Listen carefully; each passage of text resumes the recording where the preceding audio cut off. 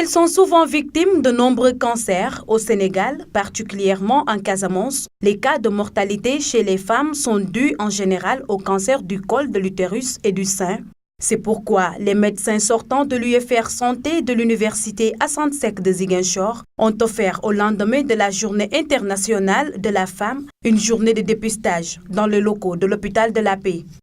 Dans le cadre de notre fin de promo, on a prévu de faire des activités.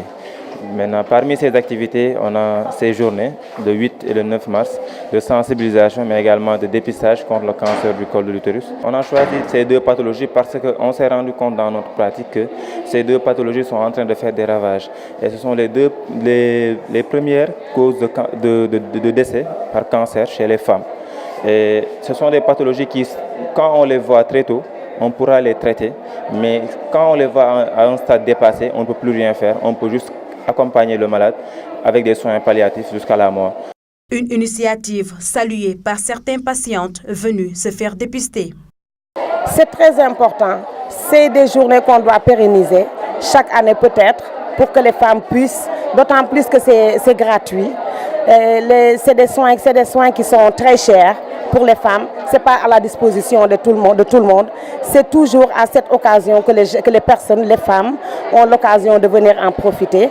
Alors c'est pour cette raison que nous sommes là aujourd'hui. Nous remercions les médecins sortants de l'université, les étudiants qui viennent aider les femmes en faisant des dépistages gratuits du cancer du col de l'utérus. Nous en sommes très contentes et nous les en remercions vraiment. J'aurais à féliciter les acteurs qui ont eu cette initiative pour le faire et de le dire, mention spéciale parce que pouvoir aider les femmes à se dépister gratuitement, c'est un acte grandiose, je dirais.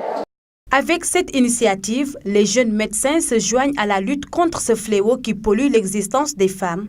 Une action ponctuelle qui donne une idée de l'ampleur d'un phénomène mondial contre lequel se mobilise la communauté internationale.